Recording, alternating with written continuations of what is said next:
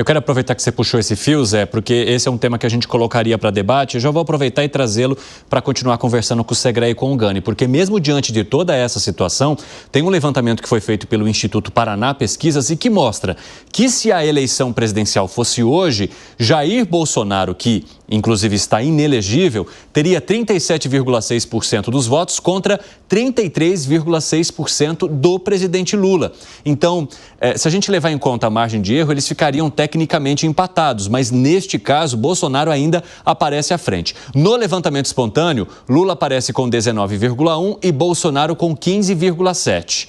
Como é que você avalia, Gustavo Segré, essa manutenção do nome de Bolsonaro para parte da população, mesmo diante de tantas polêmicas que agora estão ao redor dele? Porque a gente está falando de um levantamento que leva em conta se essa eleição fosse hoje. Quando a gente avalia a determinação eleitoral, eu sempre coloco que existe nas duas linhas da ideologia o que eu denomino a dissonância cognitiva militante. Aquele mesmo que nunca acreditou que o presidente Lula estava acusado de corrupção e foi preso por causa de corrupção, processos que depois foram anulados. Da mesma maneira que tem um monte de gente que não acredita, do outro lado da ideologia, que o Bolsonaro teve participação em questões delitivas. O que chama atenção é a quantidade de pessoas que poderiam votar, porque estamos falando de 37%. Na minha opinião, sempre é 30% de esquerda, entre 25% e 30%, entre 25% e 30% de direita e o resto no meio. Quando você está tomando a determinação de 37,3% que votaria no Bolsonaro, fica muito claro que essa dissonância cognitiva militante está aumentando. Isso pode sugerir que as acusações contra o Bolsonaro, essas acusações de indiciamento e tal, possam ser, perante a interpretação das pessoas, uma coisa forjada, não necessariamente real. Da mesma forma que, no casos anteriores de corrupção, uma grande parte da população poderia pensar igual. O que essa questão do espontâneo, muito provavelmente justifique porque o presidente Lula está na frente, porque quando é espontâneo, você já interpreta que o Bolsonaro não pode ser candidato, hoje está inelegível, então não poderia ser candidato e por isso não é manifestado. Mas o que me chama a atenção é que com tantas benesses, como o Piperno muitas vezes mostra da economia brasileira, uma grande parte da população não votaria de novo naquele que lhe dá tantas boas notícias, economicamente falando.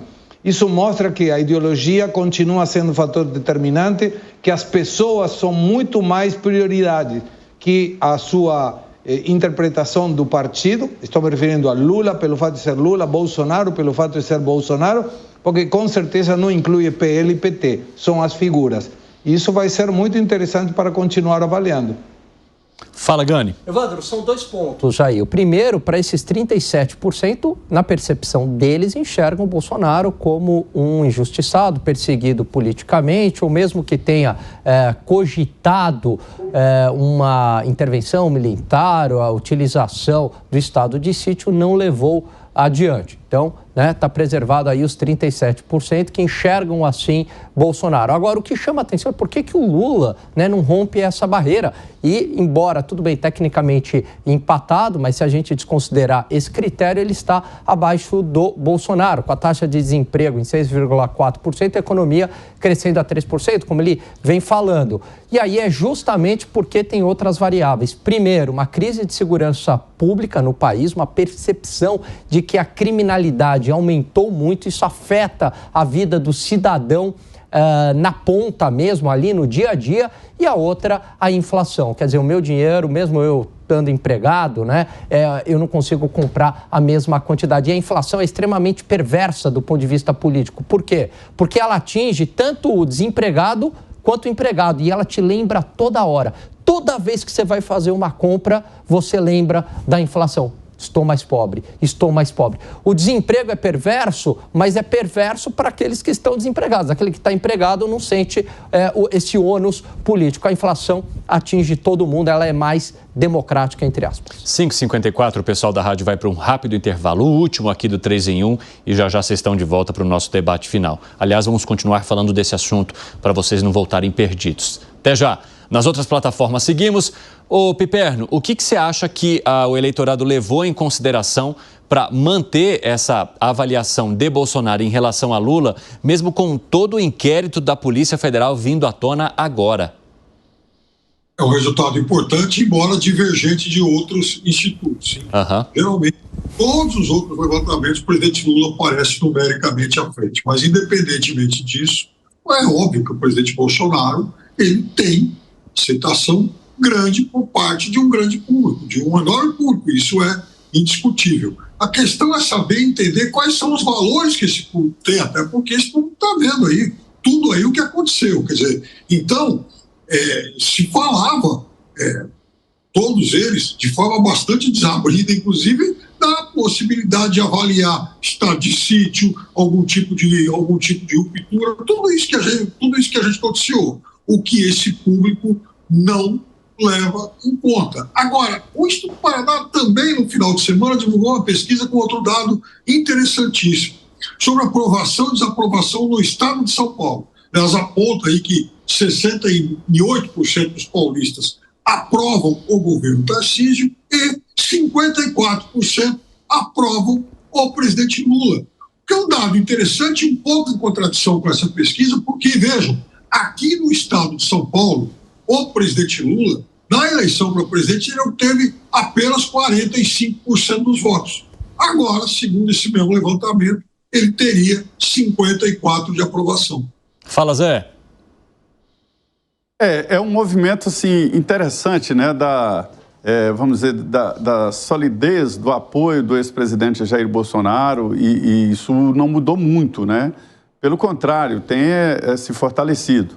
E aqui na política nacional e nas lideranças desse setor, há uma interrogação sobre o que vai acontecer, o que deve acontecer a partir de agora.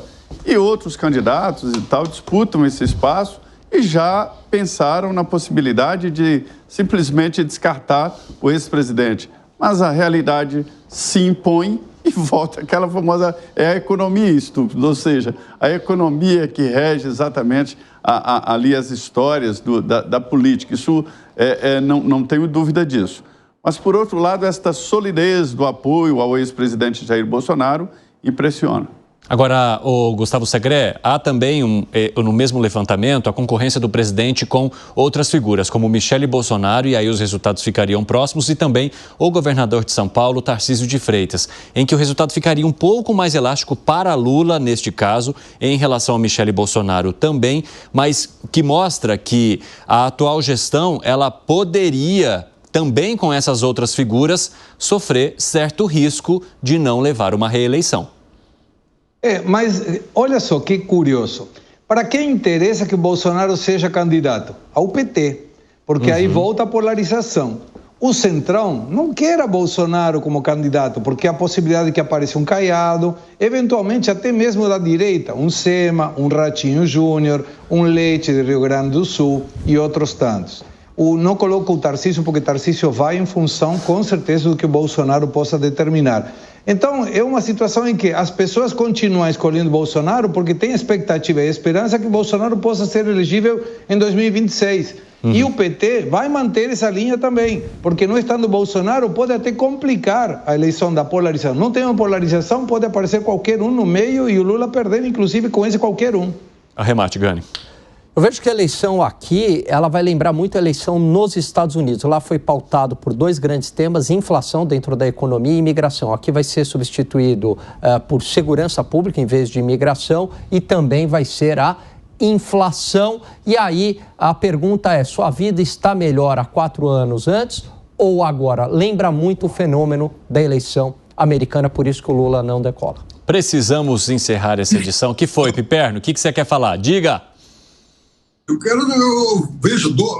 Imagina, quando o Lula estava preso, se dizia que ele tinha acabado. Hoje, estamos dizendo que o Lula no governo não decola. Diria, no mínimo, uma previsão um pouco temerária. Olha, seu Fábio Piperno, é o que a pesquisa mostrou. Uma pesquisa, né, mostrou que ele passa um momento de dificuldade, só isso.